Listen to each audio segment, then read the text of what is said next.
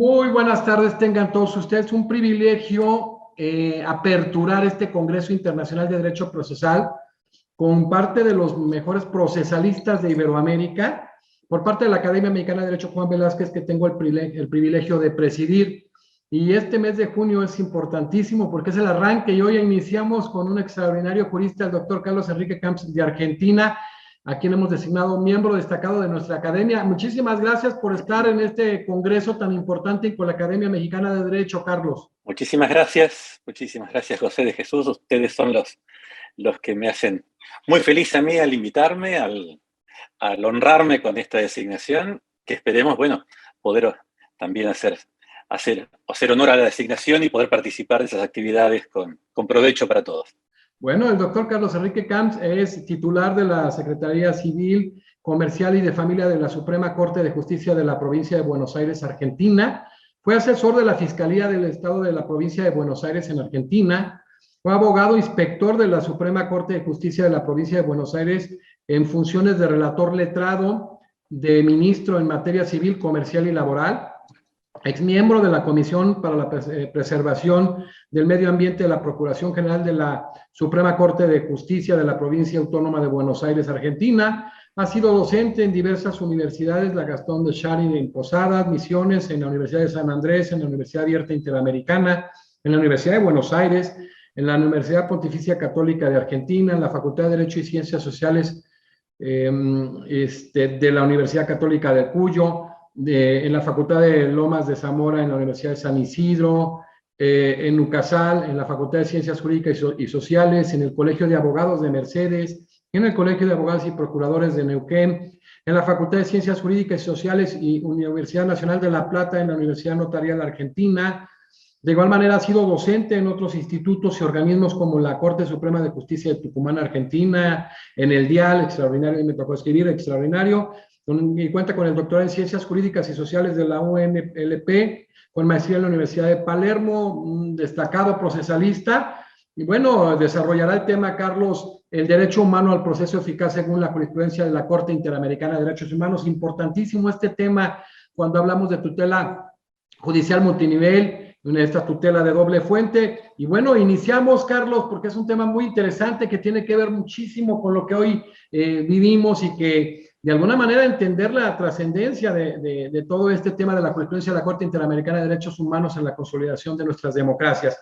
Carlos, ¿cuál es la relación existente hoy entre el proceso no penal en Argentina y el derecho internacional de los derechos humanos?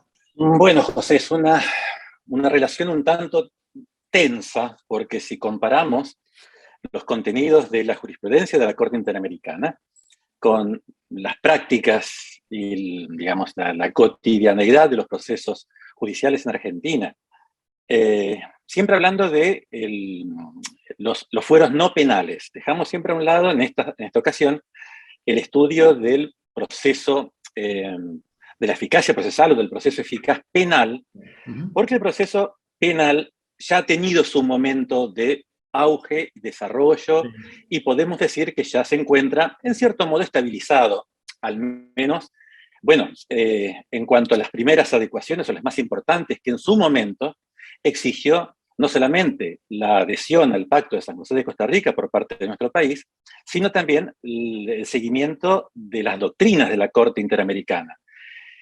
Como todos ustedes muy bien saben, el Pacto de San José de Costa Rica, que es, en el caso argentino, es uno de varios pactos de derechos humanos que integran el elenco del bloque de constitucionalidad ampliado a partir de la última reforma de la Constitución argentina.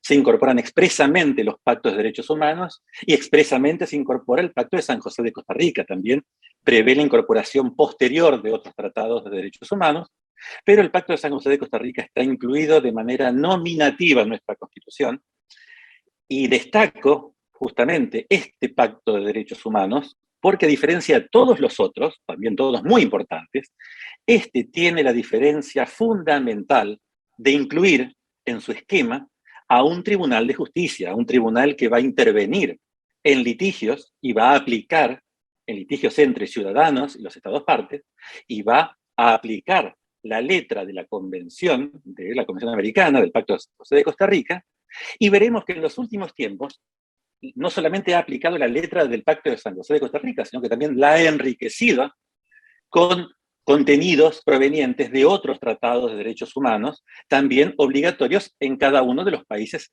integrantes de este bloque. Por eso es importante el Pacto de San José de Costa Rica, porque solamente él prevé no solamente la fuente normativa, la fuente normativa supralegal, la ley, el articulado, el derecho positivo internacional, sino que además nos provee de otra fuente muy importante del derecho, que es la jurisprudencia internacional. Es el único pacto que incluye como digo siempre, el cuerpo que nos permite conocer con amplitud. Y conocer es un pacto con una norma explicada, porque la explicación la va a dar el tribunal al interpretar y aplicar las normas procesales, que no son muchas, pero son suficientes. Ya veremos cómo se las ha apañado la Corte Interamericana para poder conformar lo que consideramos desde Argentina un incipiente, o al menos considero yo, un incipiente derecho, un derecho humano al proceso eficaz, con muy poquitas normas positivas del Pacto de San José, pero con mucho trabajo de la jurisprudencia.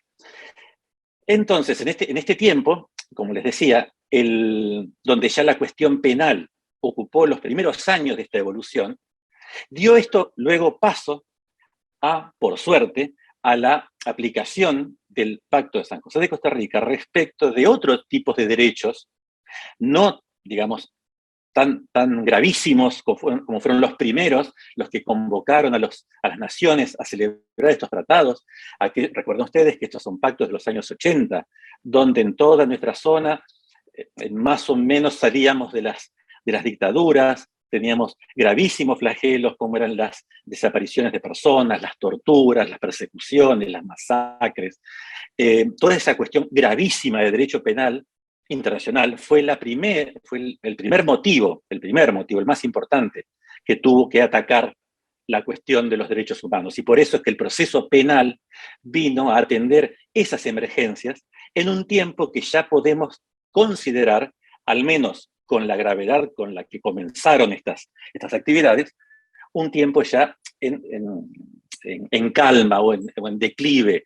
Ya, digamos, el pico de gravedad de estos casos, de estas cuestiones, por suerte, se ha reducido, se ha aminorado. Ya no tenemos en los repertorios actuales de jurisprudencia de la Corte Interamericana casos gravísimos como los primeros que nos ha regalado a toda la región. Eso ha dado lugar a algo también muy interesante, algo muy virtuoso, que es el desarrollo de otros derechos humanos distintos de aquellos vinculados con la vida, con la libertad, con la salud, con la libertad personal. Quizás hasta podríamos decir comparados con esos derechos menores en importancia o en trascendencia. Ya aquí no hablamos de matanzas, no hablamos de extorsión, de graves delitos de lesa humanidad. Pero sí encontramos, cuando empezamos a afinar un poco el dial de la protección de los derechos humanos, en juego otros derechos humanos que en sí, sin ser aquellos, también son muy importantes para la calidad institucional de la vida de todos los habitantes de la región. Así es como empezamos a ver entonces cuestiones vinculadas con el género, cuestiones vinculadas con pueblos originarios, cuestiones vinculadas con el derecho de opinión, de libre opinión, cuestiones vinculadas con cuestiones vinculadas a la minoridad, a otras minorías, no solamente minorías de edad, sino minorías sexuales, minorías vinculadas con los grupos que se encuentran emigrantes de sus países. Encontramos una gran cantidad de situaciones que hoy empiezan a tener protección a partir de la nueva doctrina que sienta la Corte Interamericana y que por ende también genera la necesidad de contar con un especial proceso para ese tipo de cuestiones no penales. Pues bien, creo que en esa tarea se encuentra la Corte Interamericana en la protección de ese tipo de derechos que muy groseramente y muy en conjunto podríamos definir como los derechos humanos de los grupos vulnerables. Hoy podemos hablar de los grupos vinculados con la vulnerabilidad social de las comunidades. Allí entonces, donde encontramos estas vulnerabilidades, vamos a encontrar seguramente una convención internacional que las proteja y vamos a encontrar a la Corte Interamericana aplicando esas convenciones a partir de criterios propios en cuanto al fondo y también en cuanto a criterios específicos en cuanto a la forma, en cuanto al proceso que deben seguir los Estados partes para dar una debida protección a esos derechos humanos. La Corte nos indica que no se puede proteger este tipo de derechos de cualquier manera. Es necesario establecer lo que yo he observado y calificado como un derecho humano al proceso adecuado. Así como el proceso accede al derecho de fondo que protege, así como en otros contextos hemos analizado con nuestro común amigo Néstor Caferata las cuestiones vinculadas con el derecho ambiental, y como siempre hablamos del proceso ambiental como un proceso que es en su naturaleza distinto al proceso individual. El proceso ambiental es un proceso colectivo que atiende a la esencia del derecho al que accede, al que protege, al que viabiliza.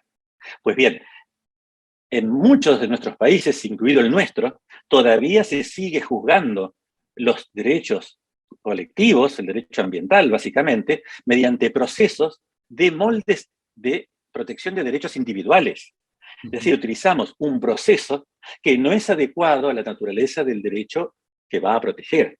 Por eso es que la Corte Interamericana, cuando observa que se violan derechos humanos, establece un proceso especial. Inclusive, entiendo yo, se ha generado el concepto del derecho humano al proceso eficaz para este tipo de acciones protectoras. Esto como gran introducción. Vemos que en nuestro país, y en esta charla me referiré exclusivamente a la situación de Argentina, porque, bueno, por respeto, no conozco en profundidad el panorama en los demás países, y sí conozco en profundidad el que ocurre en el mío, lo que ocurre en el mío. Con lo cual, y además, como ya muy bien lo has mencionado, integro uno de los poderes judiciales más importantes de la Argentina, que es el Poder Judicial de la provincia de Buenos Aires, que es la provincia más grande, más poblada, con más litigiosidad, con más conflictiva social de toda la Argentina. Es más, en nuestra provincia se encuentra un altísimo porcentaje de la población total del país.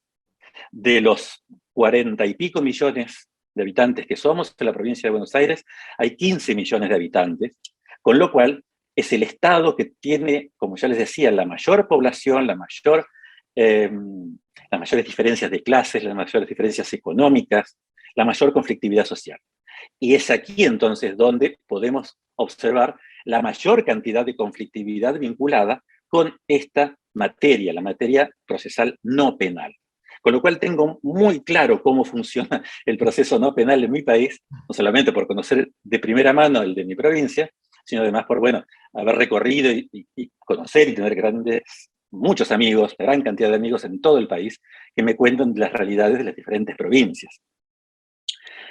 Analizando esa realidad que uno puede observar en Argentina, uno puede ver que la vinculación entre aquella doctrina que establece la Corte Interamericana y lo que pasa en los hechos cotidianos no es la mejor, no es todavía la más adecuada. Y ahora en el desarrollo de esta charla podemos ir dando algunos detalles de por qué afirmo esto.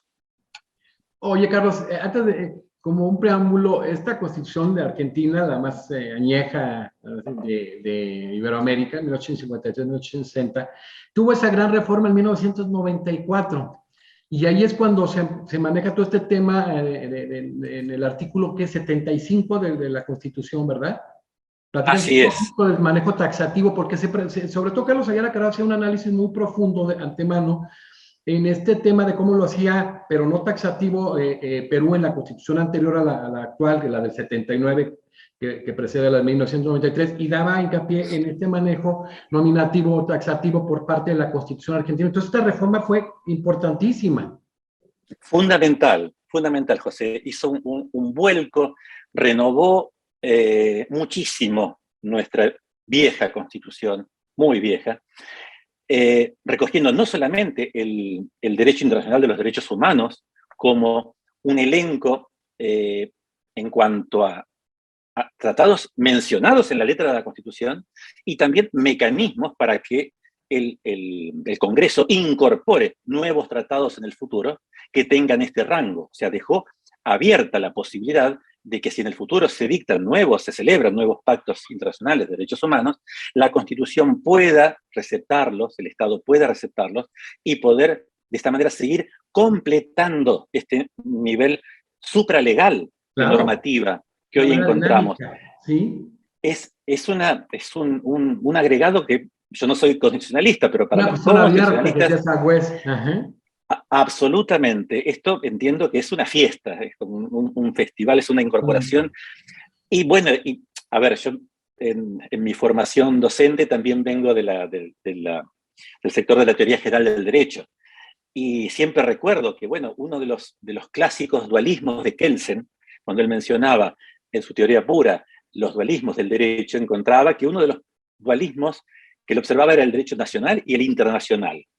Y de los varios dualismos que él menciona en su teoría pura, y que él, según él, logra resolver esos dualismos para unificarlos en diferentes instituciones, como derecho objetivo y subjetivo, Eminencia. derechos personales y reales. El derecho, el dualismo entre derecho internacional y derecho internacional, era un dualismo que Kelsen no resolvía, porque él mencionaba que se trataba de una cuestión evolutiva. Él consideraba que iba a llegar un día en el que todas las naciones, todos los estados, iban a compartir una norma jurídica fundamental, es decir, que las regiones, los países, a través de regionalizaciones, iban a irse dando normativas supranacionales, supraestatales, que, según él, algún día iban a converger en una superconstitución mundial, una norma general, donde estarían, obviamente, integrando el elenco principal de esos derechos, la cuestión de los derechos humanos. Pero bueno, sí, la innovación del 94 fue fundamental, y además de haber incorporado El amparo. algo muy interesante, el amparo, exactamente, el amparo, después de haber tenido el amparo que tiene tanta tradición en México, Así es. pues finalmente llegó a la letra de la Constitución en el año 1994, Claro. cuando tenemos pretorianamente la Así. acción de amparo muchos años antes, En el creada por 57, ¿sí? absolutamente con aquellos viejos casos Siri y Cot de la Corte Nacional No, y que Argentina. ustedes crean el amparo contra contactos de particulares en el 58, en ese caso México no lo tenía, lo incorpora hasta 2011 con la reforma constitucional del 10 de junio, de veras, y mis respetos. A ver, sí, ha sido muy interesante el trabajo de la Corte Argentina, y el caso del amparo, José, que traes a cuento, viene muy bien para introducirlo en esta charla. ¿Por qué? ¿Por qué nace el amparo? ¿Por qué requerimos de una acción de amparo en todos los países y en Argentina concretamente? Porque existían derechos en la Constitución que no tenían contempladas procesalmente, en la letra del Código Procesal, vías adecuadas de protección. Y estamos hablando de, o sea, la única vía adecuada de protección de derechos de la Constitución con la que se contaba por aquella época, en el siglo XX, antes de la primera mitad, hasta la primera mitad del siglo XX, era el derecho a la libertad personal, con el habeas corpus. Entonces, pero había obviamente una gran cantidad de derechos constitucionales que no contaban con una vía nominada. Esto lo conocen ustedes muy bien. Sin embargo, en estos célebres precedentes, Siri y Cot, Siri para actos estatales y Cot para actos de particulares, la Corte Argentina siente una doctrina muy básica y que vale hasta hoy, que habla yo siempre sostengo que allí se genera la doctrina de la eficacia procesal en la República Argentina. La doctrina es muy breve y es la que dice: donde hay un derecho constitucional, debe haber un proceso adecuado para protegerlo. Es muy simple, pero muy grande a la vez, muy importante, muy trascendente. La Corte está diciendo: cuando tenemos derechos de un rango diferente al legal, de un rango mayor, tenemos que tener una vía adecuada técnicamente para estos derechos de tal rango.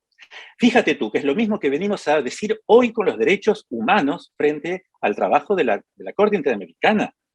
No cualquier proceso de cualquier formato sirve para proteger estos derechos.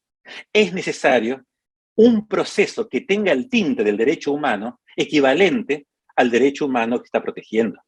Bueno, aquello ya lo dijo nuestra Corte. Y también es muy interesante ver qué pasó después, qué pasó desde aquellos años de Siri y Cot, donde nace la acción de amparo en forma pretoriana, es decir, en los tribunales se podía plantear una acción de amparo. Tú recordarás que hasta ese momento lo que hacían los abogados argentinos era intentar proteger derechos como la libertad de prensa o la Individualistas, libertad de trabajo mediante habeas corpus, y les decían no, porque está para otra cosa. Entonces, ¿con qué? No hay otra vía, es la vía común, un interdicto, un daños y perjuicios, que tardaban. Pues bien, a partir de ahí empezó a utilizarse la figura del habeas corpus, y fue recién mucho después, si mal no recuerdo, fue en el año 68, creo yo, que se dicta la Ley Nacional de Amparo, la Ley Argentina de 66, Amparo. sí. Exactamente. Sí, por ahí soy horrible con fechas, números y No, yo nombres. también soy así, pero cierto, así me decís, cierto. Pero Primero se crea pretorianamente y luego viene la ley reglamentaria. O sea, no había sí, constitucionalización. no, en la Constitución no existió hasta hace muy poco, relativamente muy poco tiempo, que fue en el 95. Pero fíjate qué curioso lo que pasó con la Ley Nacional de Amparo, la 16.000 no sé cuánto, que es una ley de amparo, una Ley Nacional de Amparo que todavía está vigente, pero que es aplicable en muy pocos de sus artículos. Porque el Estado, cuando regula la figura del amparo contra actos del Estado, es muy reticente, es muy limitante de la figura del amparo. Establece gravísimas limitaciones que, dicho por grandes administrativistas y constitucionalistas argentinos, desnaturaliza el amparo regulado legalmente. Fíjate qué importante, y por eso es que muchas de estas, por dar un ejemplo, si se dicta una medida cautelar, esa ley prevé que si se dicta una medida cautelar en el marco de un amparo contra actos del Estado, el recurso contra esa medida va a suspender el cumplimiento de la medida. O sea, absolutamente desnaturalizador del efecto protector inmediato de una medida cautelar y totalmente contrario al efecto propio de las apelaciones en las medidas cautelares. La medida cautelar justamente está llamada a atender una urgencia cuya apelación no puede suspender los beneficios que trae el dictado de la medida. Pues bien, en este caso venía, fíjense cómo el Estado estaba tan en contra de la regulación de una ley que permitiera a los administrados tener vías para defenderse, atacando al propio Estado, que el Estado cuando lo regula lo limita. Por eso es que casi desde un inicio, por no decir algunas de estas desde el inicio, las normas de la ley 16.000, no me acuerdo cuánto, la Ley Nacional de Amparo Argentina, ha sido declarada inconstitucional o simplemente inaplicada, porque era una norma que no recogía adecuadamente el espíritu protectorio del instituto. Pues bien, cuando pasa mucho tiempo, por suerte al mismo tiempo que se establecía la ley, se dictaba la Ley Nacional de Amparo Argentina, el legislador, con buen tino, incluyó en el Código Procesal Civil y Comercial de la Nación, y lo repitieron todas las provincias, la figura del amparo contra actos de particulares, atribuyéndole el trámite sumarísimo, el juicio sumarísimo, por el cual tramitan los amparos en la Argentina contra actos de particulares, donde, bueno, ahí se aplican supletoriamente las normas del resto del Código Procesal que, por ejemplo, en punto a las cautelares, tiene el efecto no suspensivo que todos conocemos, de las cautelares, que me estoy refiriendo. Y hago hincapié en las cautelares porque es el subinstituto procesal dentro de estos regímenes, que es el que mejor nos permite atender a la eficacia de la protección. Ya vamos a volver sobre eso. Pues bien, tuvo que llegar el 94 para que el constituyente incluyera la Constitución de manera muy amplia dentro de la Constitución argentina. La regulación del amparo dentro de la reforma constitucional es muy amplia e incluye también amparos, el amparo ambiental está mencionado. Y bueno, y a partir de ahí, es decir, la figura del amparo de la Constitución del 94 no recoge tanto lo que estableció la Ley de Amparo Argentina, cuanto lo que establecieron los jueces de la Corte Suprema Argentina en los fallos cívicos. Fíjense ustedes cómo la labor pretoriana fue mucho más ajustada al espíritu protectorio de la figura que lo que fue el legislador argentino. Claro. Y hago hincapié en esto porque después también mencionaremos que esta historia de la regulación normativa de institutos que protegen a los ciudadanos, en muchos casos en contra de la actividad del Estado, está haciendo agua en Argentina. Vemos cómo el mismo fenómeno de la ley de amparo de los años 60 vuelve a repetirse hoy, cuando hay que regular algo, algún instituto vinculado a una nueva forma procesal de proteger derechos, entre los que se encuentran los derechos vinculados con los sectores vulnerables y lo que nos permitiría cumplir de mejor modo los mandatos de la Corte Interamericana de Derechos Humanos. Interesantísimo, ¿no? Y luego, ¿cómo es esto? ¿Cómo retoma el artículo 43 constitucional para la creación pretoriana? Y el único segundo ejemplo que tenemos en nuestra América Latina, con base al artículo 25.1 de la Convención, es el dominicano del 2000, pero la verdad es que admirable lo que han hecho ustedes de todas maneras, o sea, la creación del amparo, precisamente en el tema del amparo contra particulares y el amparo colectivo pretorianamente ha desarrollado muchas cosas. Interesante, Carlos. Querido Carlos, ¿cuál es la influencia de la jurisprudencia de la Corte Interamericana de Derechos Humanos en el proceso no penal argentino? La influencia, hay que dividir dos influencias, la teórica y la práctica.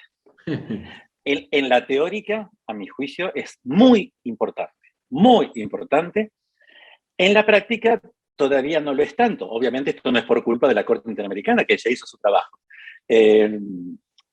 Esto segundo, la influencia práctica, es cosa nuestra, es cosa de los argentinos y de nuestros poderes judiciales y de nuestras estructuras gubernativas y cómo dotan de recursos y de prestigio y de fortaleza a los poderes judiciales para que estos puedan actuar de una manera independiente, libre y efectiva, tal como pide esta jurisprudencia de la Corte Interamericana. Desde el año 2012, yo encuentro que en el año 2012 es cuando la Argentina entra en esta dimensión que podemos llamar del derecho humano, del proceso eficaz, a partir de la sentencia Fornerón.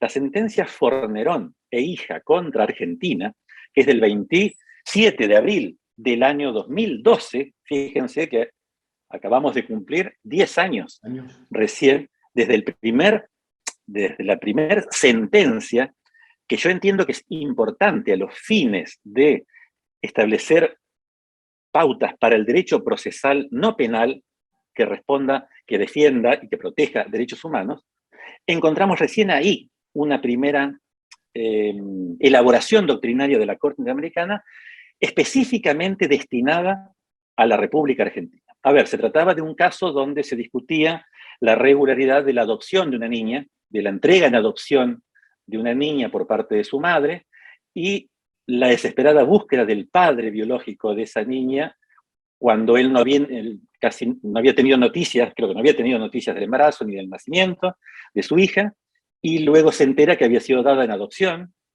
con trámites que también se observaron como de discutible legalidad. Es más, creo que una parte de la condena de la Corte Interamericana a la Argentina en este caso es la de regular positivamente el delito de tráfico de bebés, de niños, tráfico de personas, de venta de bebés, básicamente.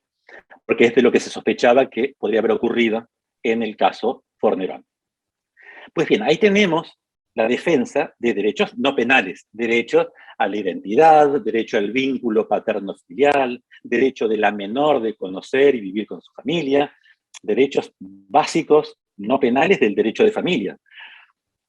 En ese primer precedente de la Corte Interamericana, donde, como yo digo siempre, es muy importante para nosotros, porque no digo que sea el primer caso que la Corte Interamericana haya hablado de la cuestión de los derechos de los menores o de cuestiones de adopción en toda la región. quizás pudo haberlo hecho en otros países, en otros momentos, pero en este caso nos lo dice a los argentinos, en base a un juicio argentino. Este ocurrió en la provincia de Entre Ríos, este juicio. Este corresponde al Poder Judicial de Familia de la provincia de Entre Ríos. Pero, provincia de Entre Ríos que comparte en muchos casos similitudes su régimen procesal con el del resto de las provincias, o sea, no es un código demasiado diferente al que aplicamos en el resto de las provincias y en la nación, y además compartimos costumbres judiciales similares, prácticas judiciales similares. Esto es lo que yo, sobre esto es donde yo hago hincapié siempre. La Corte Interamericana dicta muchos fallos, dicta muchas sentencias, genera mucha jurisprudencia, pero en cada caso lo hace analizando diferentes procesos relativos a diferentes países, con diferentes normativas procesales y, sobre todo, diferentes formas de actuar, diferentes prácticas, diferentes idiosincrasias. Es decir, es muy valioso saber lo que le dijo a Honduras, es muy importante saber lo que le pudo haber dicho a Brasil o a, no sé, a Chile.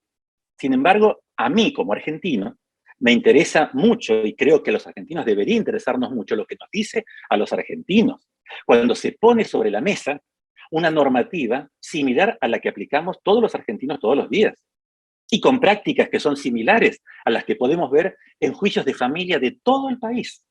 De todo el país. Lo que pasó en este caso en la provincia de Entre Ríos puede repetirse perfectamente, pudo haberse repetido en cualquier otra provincia, con las mismas modalidades. Con lo cual, es muy importante que en Argentina conozcamos los casos de condena en nuestro país, porque son, a mi juicio, una guía hecha por un sastre para nosotros. Después está en nosotros escucharlas. Pero nos están señalando específicamente a nosotros y están marcando nuestras falencias. Forderón fue el primero. Digamos, los derechos de fondo aquí se vinculaban con el derecho de familia, muy importante, muy trascendente, pero quizás en cierto modo limitado si vemos todo el panorama de proceso no penal.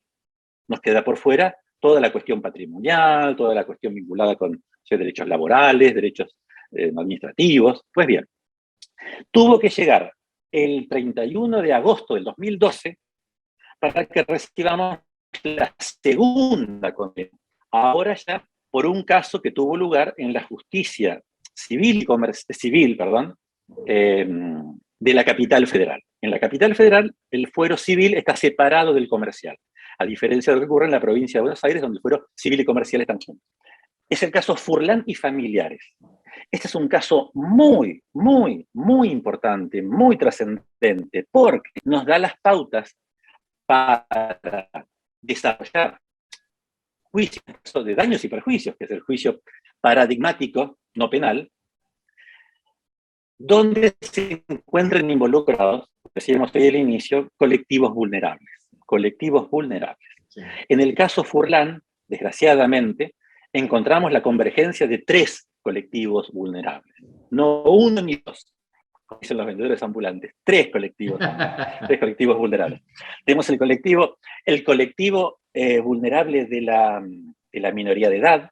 La víctima del caso Furlan era un chico que estaba jugando en un campo abandonado, un campo de entrenamiento abandonado del Estado Nacional, de la Fuerza Aérea, creo. Sí, un campo abandonado con palizadas. Exactamente, y tiene un accidente, se le cae un palo en la cabeza y lo lesiona gravemente y queda con secuelas neurológicas muy graves. Pues bien, este chico era menor de edad cuando ocurrió el hecho. Luego, con la mayoría de edad, pasa a ser una persona adulta y con discapacidad mental, y aparece el segundo colectivo vulnerable. Y durante todo el tiempo, la familia Furlan fue estimo que sigue siendo una familia y un grupo familiar de escasos recursos. Ahí tenemos la tercera vulnerabilidad, la carencia de recursos. Pues bien, exactamente, cuando tenemos esta triple convergencia de factores en esta causa, y el juicio se tramita como se tramitó en la Argentina, yo siempre digo que no hubo diferencia entre este caso y la rotura de un paragolpes de un auto en un accidente de tránsito. Se lo tramitó de la misma manera, con la misma urgencia, con la misma atención, con los mismos plazos.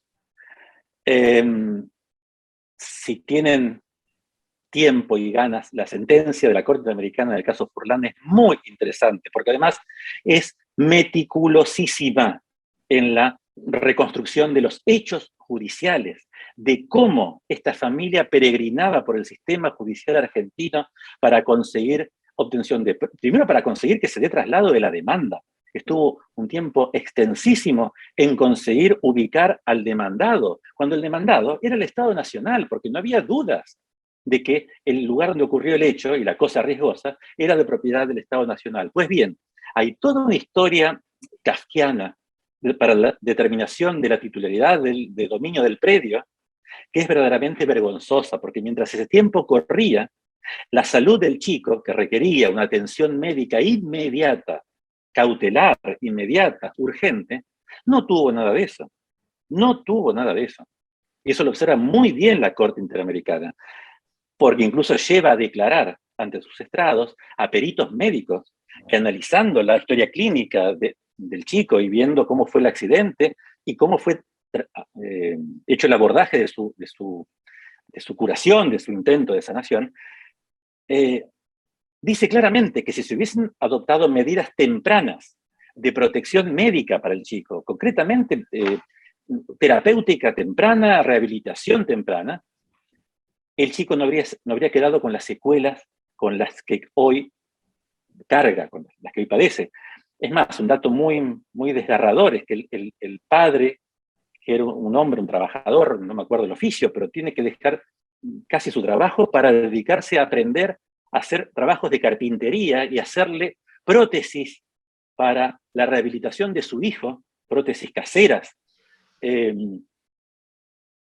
Es sinceramente desgarrador el caso, es desgarrador el relato que hace la Corte Interamericana y es, digamos, muy, muy frustrante ver cómo esto se le enrostra a la justicia argentina, con mucha razón, porque la Corte Interamericana le dice a la justicia argentina: todo esto pasó por delante de las narices de jueces, de defensores de menores, de diferentes estamentos del gobierno, y nadie vio la necesidad urgente que tenía este chico frente a lo que le había ocurrido. Nadie le dio la respuesta que necesitaba. Nadie le dio una respuesta procesal eficaz. La respuesta que se le dio fue una respuesta ritualista, demorada en el tiempo, porque tardó muchísimo en trabarse la litis, tardó muchísimo en dictarse la sentencia. La sentencia de Cámara fue relativamente rápido, pero para eso ya habían pasado, no recuerdo si 9 o 10 años. Para lo cual, para esa época, la Argentina había dictado leyes de consolidación de deuda, con lo cual, esto, al ser una deuda del Estado, y al encontrarse consolidada por la Ley de Consolidación de Deuda Pública, al chico Furlan se lo indemnizó con bonos del Tesoro Público. Bonos que cuando los vendió en el mercado con urgencia para hacerse del dinero, cobró 1/3 de lo que valían lo que era la condena. Es muy importante Furlan, no solamente digamos, que nos muestra cómo deben ser atendidos estos colectivos vulnerables, que son nada más y nada menos que, como decíamos hoy, minoría de edad, salud mental y carencia de recursos. Hoy yo me atrevería a decir que en la Argentina, cerca de un 75% de las causas no penales involucran a alguno de estos 3 colectivos vulnerables. Con lo cual, la Corte Interamericana nos dice en Furlan cómo hay que realizar un juicio en este tipo de casos, y que es en una alta proporción la mayor parte de los casos no penales argentinos. Tiene otras cosas también muy importantes el caso Furlan. Hay 3, digamos, que siempre me llamaron mucho la atención y me parecen trascendentes, muy trascendentes. Primero, que cuando habla de que en Furlan se violó el plazo razonable, porque no es razonable dar las respuestas tan malas que se dieron, además, en el plazo en el que se dieron, establece una regla de pautas que yo estimo que ya han sido dadas en otras sentencias a otros países de la región. Pero establece pautas para determinar cuándo un plazo puede ser considerado razonable y cuándo no. Ustedes saben muy bien que el concepto plazo razonable es algo muy vago, muy impreciso. Es más, todos los letrados que quieren activar un proceso nos van a decir que el plazo razonable no se cumple, y todos los demandados que dicen bueno, que están cumplidos, y hasta el propio Poder Judicial va a decir que están cumplidos los plazos razonables. Pues bien, ¿qué pauta tenemos para darle cierta objetividad al concepto de plazo razonable? Las encontramos en el catálogo que establece la Corte Interamericana en Furlan, por lo menos para nosotros, para Argentina. Y van a ver ustedes que ahí se va a hablar de aspectos vinculados a la complejidad probatoria, aspectos vinculados a la actividad de las partes, a la diligencia de las partes. Son 4 ítems con los cuales uno puede controlar si se encuentra o no frente a un plazo razonable o no. Esta es una de las primeras características de la jurisprudencia de la Corte Interamericana que entiendo que es muy importante. Otra que es muy importante y que es muy grave, a mi juicio, es el concepto que surge de Furlan, y que si mal no recuerdo también surgía de Fornerón, porque en Fornerón creo que una parte de la condena también fue indemnizar los daños que causó el proceso judicial realizado de esta manera a los particulares. Bueno, en Fornerón lo aseguro. En Fornerón, una de las condenas que establece la Corte Americana a la Argentina es a indemnizar a Furlan y a los familiares, al chico Furlan, Sagrande y a sus familiares, por el daño generado por la actividad judicial ineficaz o inadecuada. Fíjense ustedes qué interesante nueva fuente de daños con fuente convencional encontramos en este caso. Y qué triste reconocer que la actividad de un Estado, la actividad jurisdiccional de un Estado, de un poder del Estado, pueda dar lugar a indemnización de daños. Es decir, esta gente, los Furlan, sufrieron 2 daños: el daño del accidente y el daño del juicio.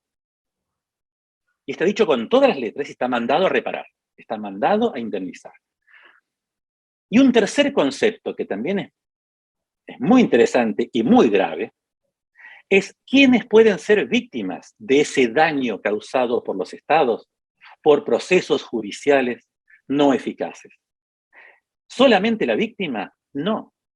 Acá se vio que no solamente hubo que indemnizar a la víctima original del accidente, el chico, sino también a su familia, porque se demostró que el proceso no solamente generó daños que alcanzan al chico, a la víctima directa, sino que también el proceso generó daños en su grupo familiar. En el grupo familiar.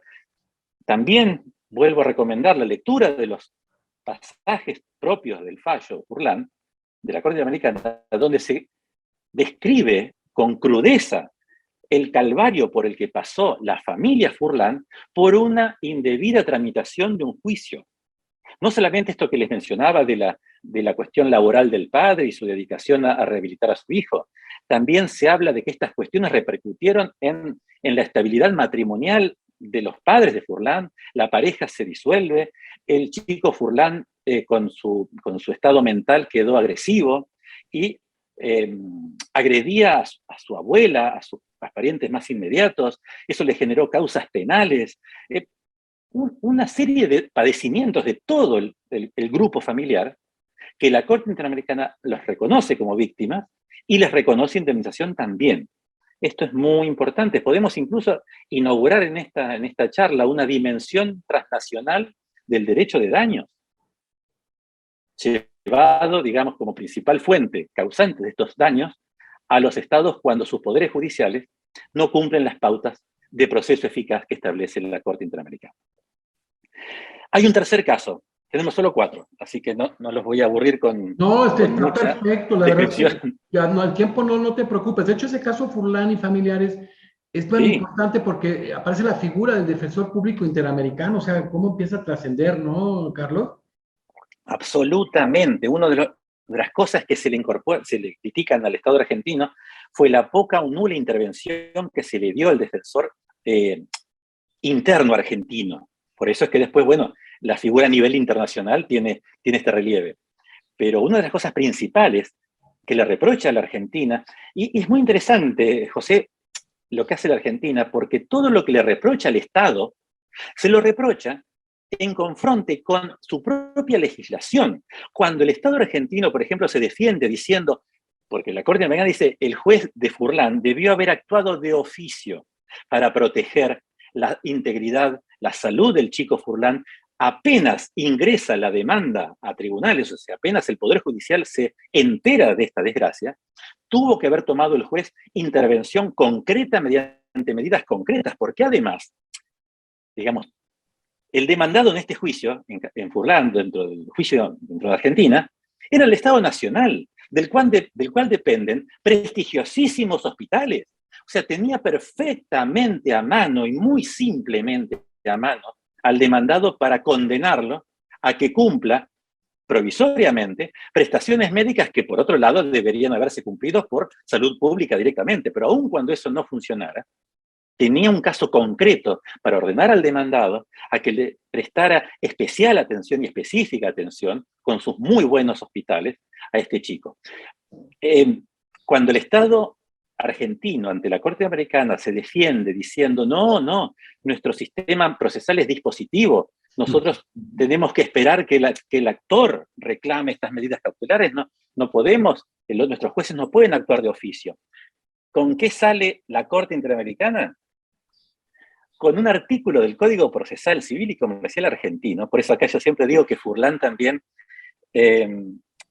deja al desnudo, todos ustedes habrán oído hablar como signo muy lamentable, pero muy propio de nuestra idiosincrasia, de la viveza criolla. Todo el mundo habla en Argentina de que el argentino es muy pícaro, muy vivo, muy habilidoso, y se ufana de eso.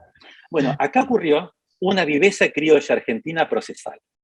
Cuando se reforma por el año no me acuerdo, 70 y pico, ya saben que yo mi memoria es muy horrible. El Código Procesal Civil y Comercial argentino establecía una serie de facultades de los jueces, donde hay un artículo ómnibus que establece muchos incisos, y dice, los jueces podrán. Entre los podrán estuvo siempre, dictar medidas de oficio. Pero en el Código Procesal en el que estaba inserta esa norma, hacía bastante ruido, porque era un proceso civil y comercial patrimonial, tradicional, decimonónico, muy dispositivo. Entonces, la potestad del juez de tomar medidas de oficio nunca fue usada. O sea, ahí el legislador le decía al juez, usted puede hacerlo, pero nunca lo hacía, porque no se consideraba adecuado, propicio. Pues bien, este Código Procesal argentino, que fue el nacional del año 68, que fue replicado en casi todas las provincias. De hecho, el código en la provincia de Buenos Aires sigue diciendo los jueces podrán, entre otras cosas, tomar medidas de oficio. Pues bien, en la capital, en la jurisdicción nacional, que es la que corresponde al fuero donde tramitó Furlan, el legislador, no sé si movido por un intento de mostrarse, proactivo, evolucionado, en un momento reformó ese artículo y donde decía podrán, incluyó deberán. Entonces quedó, los jueces deberán adoptar medidas de oficio. Pues bien, uno puede ir a las crónicas de la época, a las crónicas jurídicas, a las revistas especializadas que hablan de esa reforma, y desde el día 1 de vigencia de esa reforma, los más destacados y encumbrados procesalistas dijeron, sí, mucha reforma legal, pero esto nunca se va a cumplir. Nuestra idiosincrasia va a seguir leyendo donde dice podrán, donde dice deberán, va a seguir leyendo podrán. Sí. Y todo el mundo se rió de eso, éramos muy vivos, teníamos un código muy a la vanguardia, pero somos muy vivos en Argentina y no aplicamos la ley por lo que dice, sino por lo que nos parece a nosotros. Bueno, ¿qué pasó? Que un día nos leyeron afuera de la Argentina. Porque, ojo, esa lectura de viveza criolla la hicieron todos los jueces de todas las jurisdicciones, la Cámara Civil que revisaba esas cosas por muchos años, la Corte Suprema Argentina también leyó eso de esa manera. O sea, Nunca nadie le dio importancia a eso, hasta que eso fue leído por la Corte Interamericana. Entonces, cuando la Argentina tuvo el tupé de ir a defenderse diciendo nuestros jueces no tienen la obligación de tomar medidas de oficio, tienen que ser pedidas por las partes, la Corte Interamericana pidió un ejemplar del código vigente y le dijo, señora Argentina, usted tiene regulado en este código que era de aplicación la obligación de tomar medidas de oficio. Así que no me venga con que usted tenía que recibir un pedido de la parte para activar eso. Usted tenía la norma positiva vigente al momento del proceso, que entre otras cosas no cumplió. Así que a mí con vivezas argentinas, no. A mí, véngame con la letra de la ley y no me venga con ese argumento, porque usted estaba claramente obligado por la letra positiva de su código. Y si no adoptó las medidas cautelares correspondientes de oficio, entonces va a ser responsable por la indemnización a esta gente. Eso fue muy, muy interesante, porque esto también nos ubica en otro plano de utilidad de esta jurisprudencia. Es un plano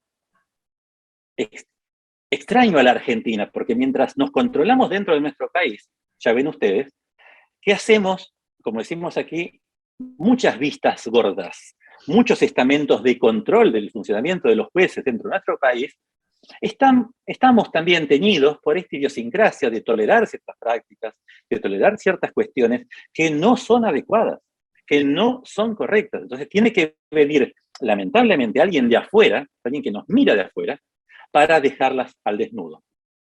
El tercer caso que yo siempre traigo en este cuarteto de fallos muy importantes, porque son los que nos contienen a nosotros, es el caso Memoli. Memoli y Memoli eran padre e hijo que litigaban contra el Estado. El aspecto de derecho no penal de este proceso es muy pequeño, pero muy importante.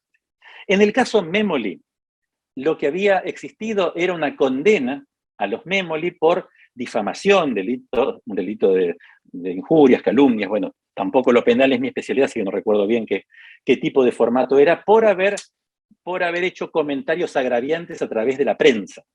Entonces, en aquella época existía ese tipo penal en Argentina, y estas personas fueron condenadas por él.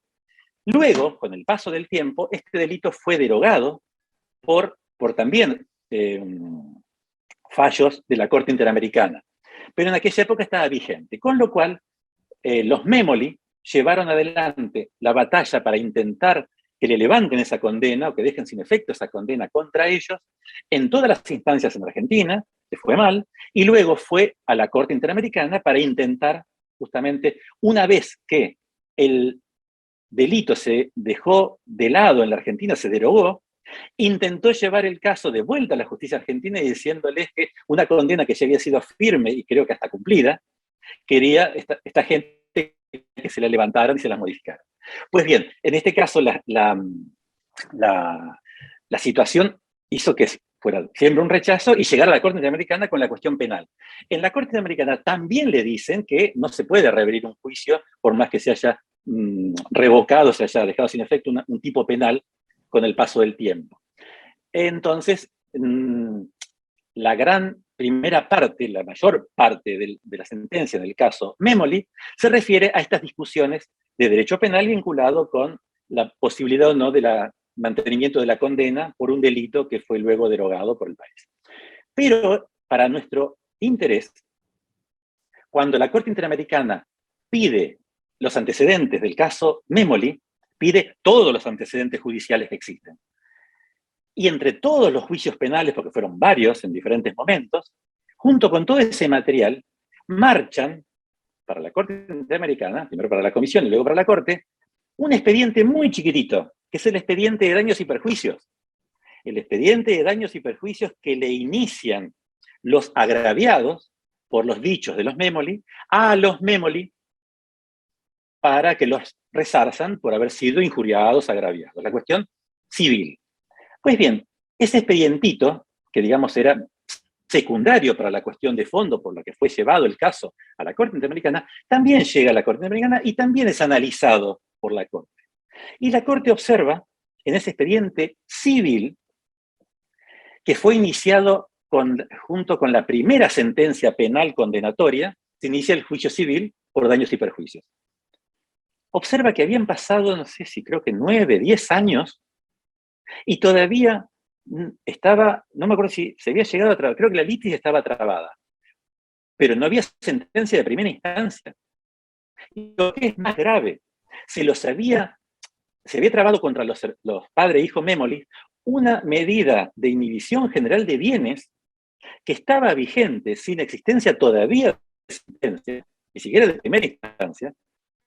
Había una medida, la Corte Interamericana detecta una medida cautelar trabada contra estas personas durante más de 9 años, 9, 10 años.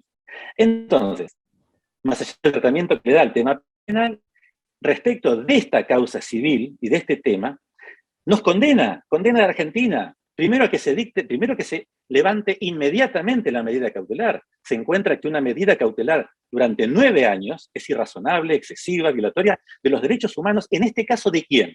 De los demandados. Fíjense que para nosotros, Memoli es muy importante porque nos habla de los derechos humanos procesales, también de los demandados, que pareciera una obviedad, pero en nuestro país no es tan obvio, porque en nuestro país, no sé si ustedes han escuchado hablar de una figura procesal, conocida como medidas autosatisfactivas, que en su versión pura, lo que buscan es también darle eficacia al proceso.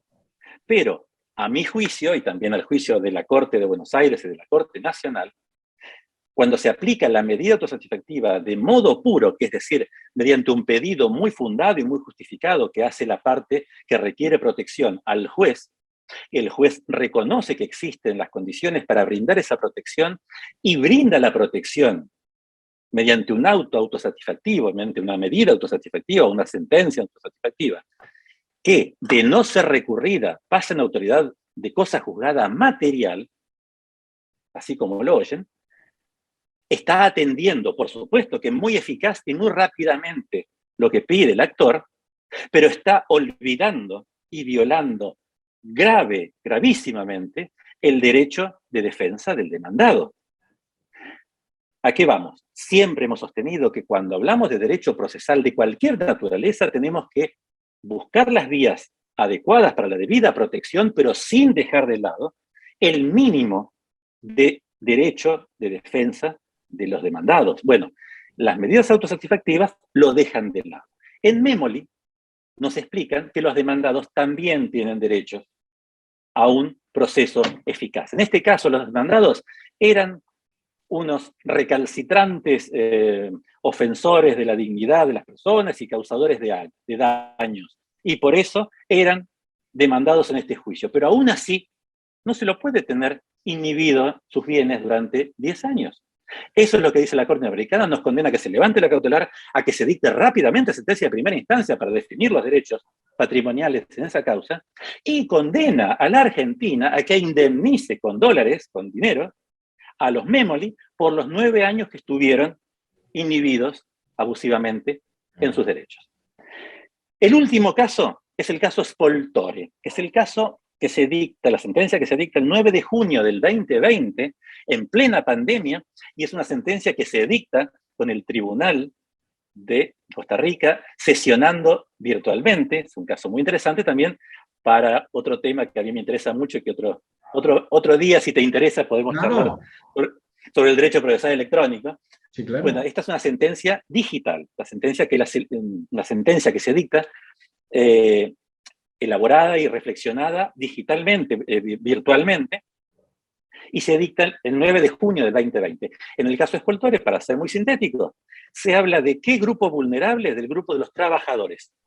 El caso Spoltore se refiere a un caso laboral, a un proceso laboral que tuvo lugar en la justicia de la provincia de Buenos Aires, en mi poder judicial, por un caso que tardó, no sé, creo que 14 años, para determinar, para responder a una persona si cierta enfermedad que él padecía era, digamos, adquirida o no en el trabajo, y por ende, si era o no indemnizable por parte de su trabajador, por su empleador, al trabajador. Esa sentencia fue extensísima, llegó tarde, luego vino el trabajador se sintió agraviado por el daño causado por esa extensión del plazo, va a la Corte Interamericana, desgraciadamente, y le observa la sentencia, tiene un trámite muy dilatado en la Corte lo señala en la sentencia, que en la comisión hay un tratamiento muy dilatado del caso, de hecho un plazo muy extendido. La Corte lo observa y lo cuestiona, le dice, bueno, la comisión debe en otro caso tratar de ser un poco más rápida. Estamos justamente enjuiciando procesos graves por ser extensos, y el trámite ante la comisión duró también, creo que otros 8 años, creo, una cosa. Bueno, pero más allá de eso, la Corte lo hace notar, y aún así sienta las pautas y condena a la Argentina por un caso excesivamente extendido en el tiempo. Así que acá encontramos, así como Fornerón es el caso paradigmático de la Corte Americana para el derecho de familia en general, el caso Furlan es el paradigmático para todo lo patrimonial donde se involucran estos grupos vulnerables. En Spoltore tenemos las pautas para el proceso laboral. En Memoli tenemos el proceso eficaz para los demandados. Spoltore es, digamos, el fallo que tienen que utilizar los demandados en los procesos cuando también están siendo abusados en sus plazos o en sus tiempos procesales, por ese tipo de cuestiones. Eso es lo que yo veo con estos 4 fallos hasta ahora, no sé si en este último tiempo se ha dictado algún otro, contra Argentina, como los pilares del proceso, de la doctrina del proceso eficaz, que tiene, a mi juicio, 2 patas. O sea, analizando las cosas que nos ha dicho la Corte Interamericana, los argentinos, en estas 4 sentencias, yo considero que lo que nos dice la Corte Interamericana es, señores, cuando existe un derecho humano en juego, que normalmente se encuentra protegido por una convención internacional, porque fíjense ustedes que en Furlan, por ejemplo, se hizo aplicación de la Convención de los Derechos del Niño, sí, para la parte del reto que le da la Argentina y de la condena, 19. Por el descuido que hay de los derechos de la víctima cuando era menor de edad, y se aplica la Convención de Discapacidad, de protección a las personas con discapacidad mental, también. En Spoltore también se hace alusión a documentos internacionales de defensa del derecho de los trabajadores. En todos estos casos, la Corte Americana dice, en resumidas cuentas, 2 cosas. Cuando se encuentran en juego este tipo de derechos vinculados a sectores vulnerables y protegidos por tratados internacionales, las respuestas jurisdiccionales no pueden ser de cualquier tipo, tienen que ser ajustadas a la naturaleza de lo que se está pidiendo. Si la naturaleza es urgente, la respuesta debe ser urgente. Si la respuesta se vincula con un riesgo de salud o riesgo de agravamiento de cuadro de salud o hasta riesgo de vida, tiene que tener en cuenta esos plazos y esa naturaleza de bien. Estar acorde con el bien de la vida que se está reclamando como objeto inmediato en la pretensión procesal, el concepto de los italianos que tanto hemos tenido en la Argentina, divulgados por procesalistas como Morello, como Palacio. El bien de la vida es lo que tiene que pasar a primer lugar, tiene que pasar al primer puesto y no simplemente buscar la reparación, el equivalente pecuniario de eso. Tenemos que poder conservar el bien de la vida en su estado originario, lo más puro posible, lo más entero posible. Y en tiempo razonable, que tiene que ver con esto mismo. La respuesta tiene que estar acorde con la naturaleza de lo que se está reclamando ante los tribunales. Esto parecen obviedades, pero evidentemente no fueron obviedades en los casos Fornerón, ni Furlan, ni Memoli, ni Spoltore.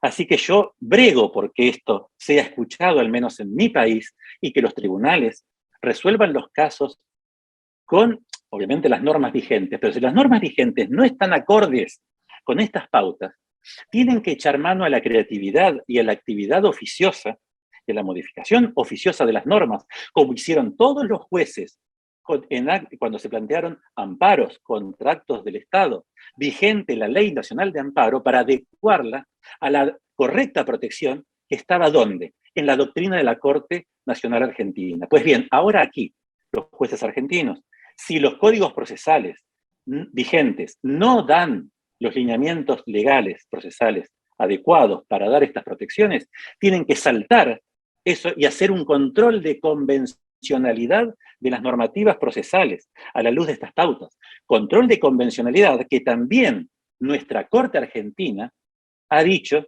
que es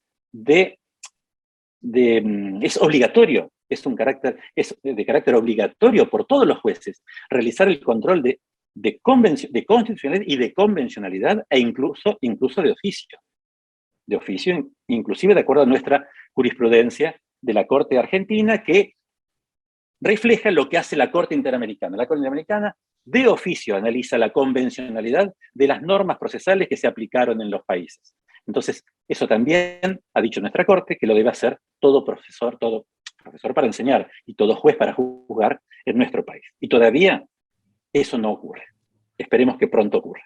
Excelente, la verdad es que esto es muy importante en todo este desarrollo del control del bloque de convencionalidad de comunicación y ahora el control de convencionalidad y entender pues cómo este tema del sistema, lo que es el tema en el caso dispositivo, el símil del acusatorio, pues se modifica con este tema de los grupos o colectivos vulnerables, ¿no? Y ahí, como decías, por aplicación el 8.1 de la Convención en el debido proceso, en el plazo razonable, y el mismo protocolo adicional de San Salvador en cuanto a los grupos 16, 17 y 18, extraordinario. Oye, Carlos, híjole, no importa el tiempo, la verdad, extraordinaria exposición. Carlos, ¿por qué son importantes los presentes de la Corte Interamericana de Derechos Humanos que condenan a Argentina en este campo de estudio? Ya lo diste tú este tema, ¿por qué son tan importantes? Hay diferencia de la importancia para nosotros y para todos los demás.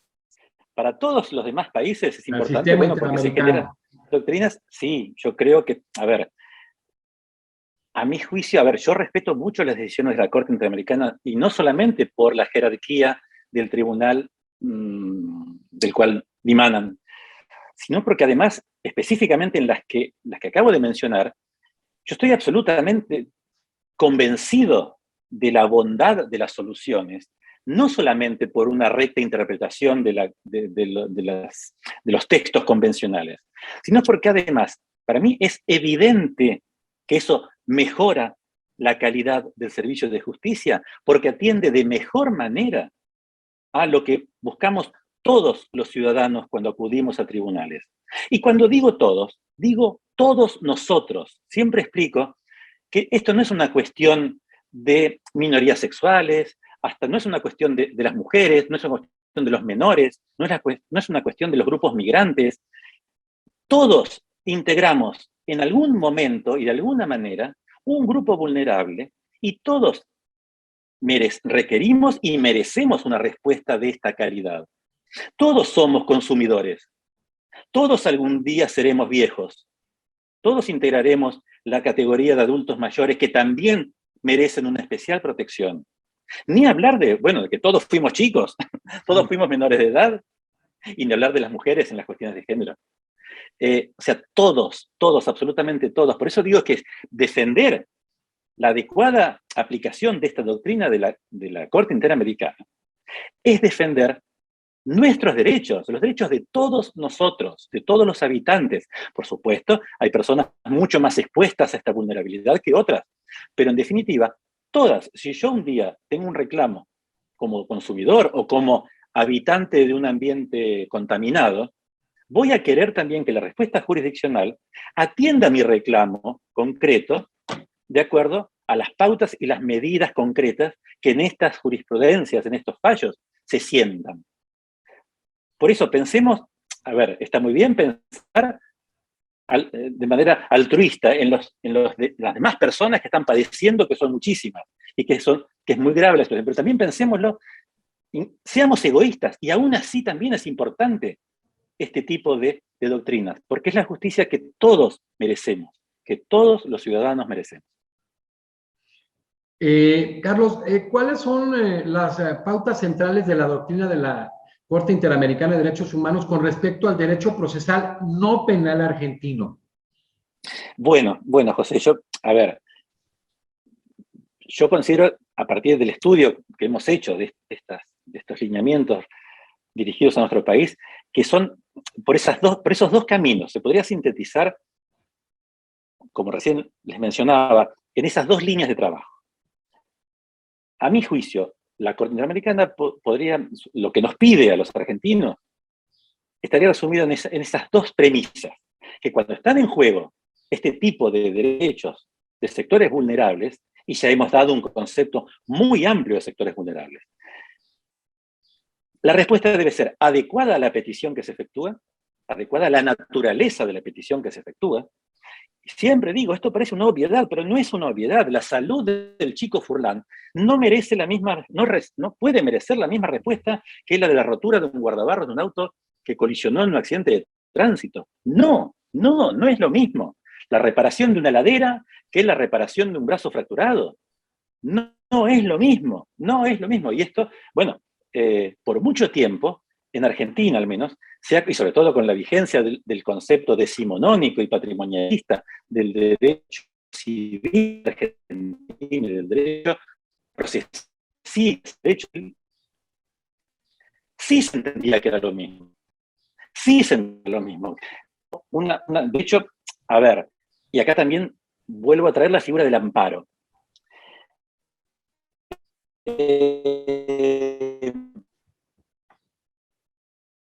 Ustedes que recién en la reforma del Código Procesal, del Código Civil y Comercial argentino, del Código Civil argentino que se fija en el 2015, si mal recuerdo, recién ahí nuestro país, lo que se ha llamado la constitucionalización del derecho civil, del derecho privado argentino, recién ahí nuestro país incorpora estos conceptos que estamos bajando a lo procesal, los baja al derecho privado argentino. Y ahí se establece una herramienta de derecho de fondo, un instituto de derecho de fondo, que además incluye una herramienta de derecho procesal que es muy interesante porque permite cumplir adecuadamente estos mandatos procesales de la Corte Interamericana, que es la pretensión preventiva del daño. Hasta el año 2015, en la Argentina, el derecho privado argentino, un daño solamente, o sea, el daño solamente podía ser indemnizado. Si no ocurría, no se podía hacer nada, aun cuando lo viéramos venir, aun cuando viéramos venir la concreción de un daño, no se podía hacer nada para evitarlo, más que esperar que ocurriera y luego indemnizarlo. Esto es absolutamente atroz desde el punto de vista de las formas en que deben ser reparados los derechos vinculados justamente con derechos humanos. O sea, hoy es impensable que un juez no pueda adoptar una medida cautelar para evitar que un daño ocurra. Pequeña rectificación. Sí, existían vías para impedir que se produzcan daños en la Argentina, pero se utilizaba una vía torcida. Se utilizaba el amparo clásico, porque el amparo, en su concepto definitorio, permitía la protección por así como no me acuerdo de los números de los artículos, tampoco de los textos, pero siempre el amparo, esa cantidad de verbos tan rica que siempre contuvo la definición de amparo, que era para evitar que un derecho fuera lesionado o amenazado. Bastaba con la amenaza de un derecho constitucional para que se puedan dictar medidas judiciales en el marco de un amparo. El amparo argentino era la única vía que nos permitía, antes del 2015, realizar actividad judicial preventiva de daño. El amparo no estaba pensado para eso, estaba pensado para una protección, digamos, de derechos de rango constitucional. Sin embargo, los abogados argentinos siempre se le ingeniaron, por ejemplo, para iniciar amparos de salud.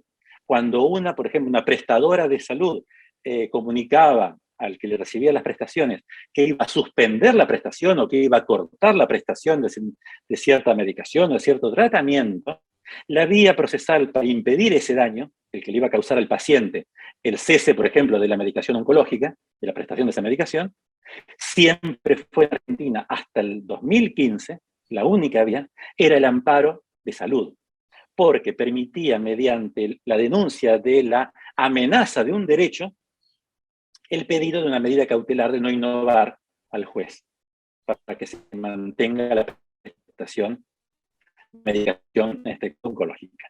Pues bien, se usaba medida porque en el razonamiento procesal no había caminos para pedir al juez nada preventivo del daño. Pues bien, eso va a aparecer recién en el año 2015 en el derecho interno argentino, con la pretensión preventiva de daño, que es muy querida por los civilistas consideran que no es una cuestión que pueda estar a la par de la función reparatoria o resarcitoria del derecho de daño. Yo no soy civilista, no he profundizado en ese purismo de institutos en cuanto a las funciones de la responsabilidad civil, la función indemnizatoria por un lado y la reparatoria por otro. Lo que sí veo como procesalista es que la pretensión procesal preventiva de daños hoy es la vía más eficaz para evitar ese tipo de daños que antes para lo cual antes usamos el amparo. De hecho, he escrito algún artículo, una vez escrito, algo así como la muerte del amparo como vía procesal más eficaz. Recuerden ustedes que el amparo también tiene condicionada su operatividad a que no existe una vía procesal más eficaz. La eficacia procesal es algo que en Argentina al menos viene mencionándose en el amparo desde hace muchísimos años. Pues bien, hoy yo considero que establece el Código Civil y Comercial Argentino del 2015, la pretensión preventiva de daños, la pretensión procesal preventiva de daños, es mucho más eficaz para este tipo de cosas que utilizar una acción excepcionalísima y limitadísima como es la del amparo. Porque en la pretensión procesal preventiva de daños, hoy no solamente podemos impedir que el daño ocurra, sino que además, si ocurre o parcialmente, podamos sumar la pretensión indemnizatoria, cosa que no se puede hacer por regla en el amparo. Si en el amparo se generó algún daño, no se lo puede reclamar en el marco del amparo. Hay que ir a hacer un juicio de conocimiento para lo posterior. Con lo cual, la pauta de la eficacia, a partir de decir que las respuestas judiciales tienen que ser acorde a la naturaleza de lo que se piden, es muy importante, sobre todo porque hoy, a partir del 2015, en nuestro país, contamos con vías procesales adecuadas para cumplir con ese mandato. Todavía no veo que se la utilice lo suficientemente. Pero bueno, creo que es cuestión de tiempo o de seguir acumulando sentencias en contra del país. No sé.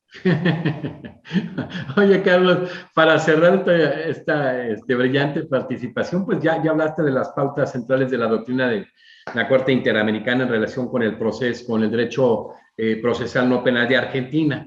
Ya hablándote en el sistema interamericano, ¿cuál es la concreta utilidad de esta doctrina de la Corte Interamericana de Derechos Humanos en los países signatarios del Pacto de San José de Costa Rica, es decir, en todo el sistema interamericano, sabiendo antemano que las sentencias que eres Estado parte pues son cosa juzgada y la de la cual no lo eres son cosa interpretada? ¿Cuál es la trascendencia? ¿Cuál es la utilidad, Carlos? Yo creo que la utilidad, bueno, hay una utilidad filosófica que es la que acabamos de compartir. Yo creo que es útil porque es buena. O sea, creo que si todos los estados siguen el Pacto de San José, respetamos, aceptamos, incorporamos en nuestras prácticas internas estas reglas que nos impone la Corte Interamericana, pero obviamente las impone entre comillas porque no puede obligar a que los países se conduzcan de cierta manera, porque, bueno, sería incidir de una manera inadecuada en el derecho interno. Pero sí deberían ser inspiración para que podamos tener en todos los países signatarios una justicia mejor para nuestros ciudadanos, mejor para que nuestros ciudadanos somos nosotros, somos todos nosotros, no hay ajenidad en este punto. Creo que sería claramente una mejor justicia la que tendríamos en todos los países si siguiéramos las directivas que sienta la Corte Interamericana. Entonces la primera utilidad es una utilidad moral, filosófica. Yo creo que es hoy el camino, estoy convencido de que hoy este es el camino para que los poderes judiciales, para que los derechos procesales de todos los países que integramos el bloque del Pacto de San José sea útil, sea adecuado, sea bueno, sea positivo, es una cuestión axiológica. Nuestras justicias mejorarían muchísimo si podemos seguir estas pautas. Esta es una de las utilidades. Y la otra utilidad es una utilidad, digamos, de tipo institucional. O sea, estaríamos dejando de acumular, al menos hablo de mi país, sentencias condenatorias contra nuestro Estado por actividades públicos. A mí me da mucha vergüenza hablar de la actividad judicial, incluida la de mi propio Poder Judicial, como factor generador de daños. Me parece que es algo gravísimo, y es más, muchas veces he propuesto, me miran muy feo mis colegas, o sea, a mí me ha tocado como secretario civil de la Corte de Buenos Aires intervenir en la ejecución de una de estas causas, con Memoli, porque es la causa del fuero civil y comercial que llevó a nuestra provincia. La de Spoltore, eso le tocó a mi colega, la secretaria laboral del tribunal, en un caso laboral. Pero con Memoli yo me enteré cómo es la ejecución de estas condenas en concreto dentro del país signatario.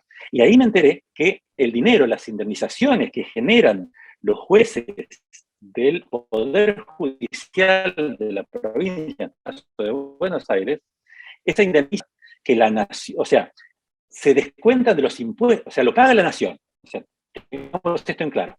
El Estado argentino es el que paga la indemnización que en este caso generó la actividad del Poder Judicial de la provincia de Buenos Aires.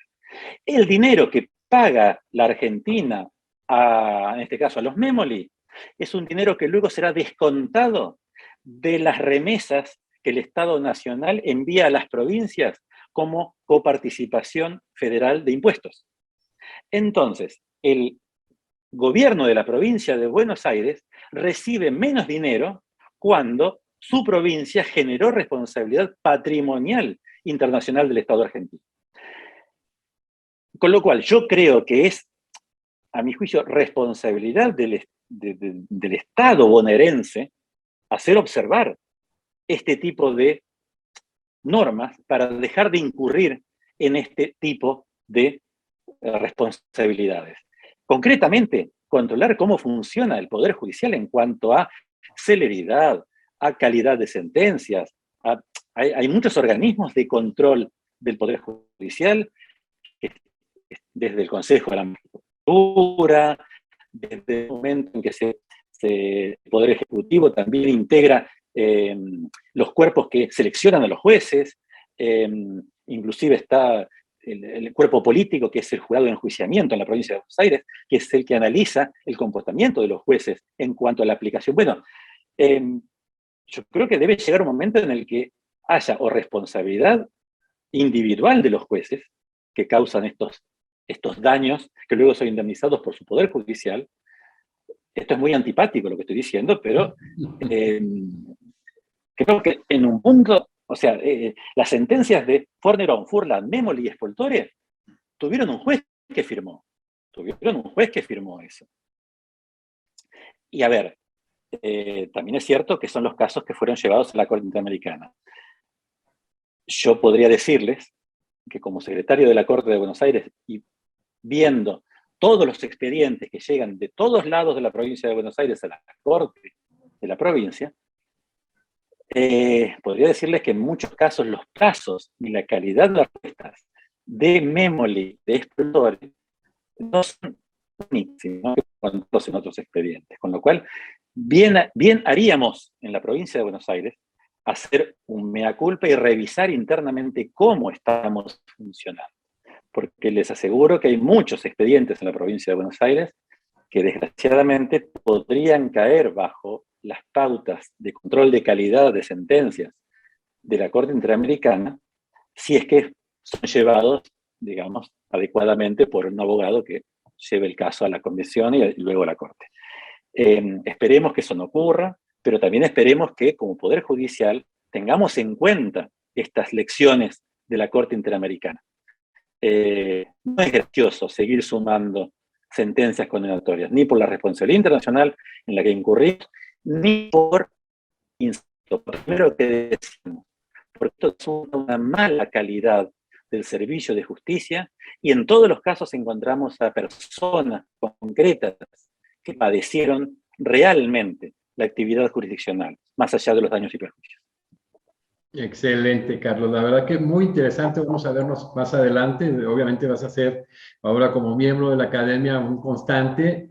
Muchísimas gracias. Hoy iniciamos este Congreso Internacional de Derecho Procesal a nivel iberoamericano, con una conferencia extraordinaria por parte del doctor Carlos Enrique Camps de Argentina, titular de la Secretaría Civil, Comercial y de Familia de la Suprema Corte de Justicia de la Provincia de Buenos Aires, quien también fue asesor de la Fiscalía de Estado de la misma provincia y fue miembro de la Comisión para la Preservación del Medio Ambiente de la Procuración General de la Suprema Corte de Justicia de la Provincia Autónoma de Buenos Aires en Argentina. Pues Carlos, excelente disertación, una manera extraordinaria de iniciar este excelente congreso con participantes de España y del grueso de Latinoamérica. Qué manera de iniciar, excelente a nivel Iberoamérica y Europa.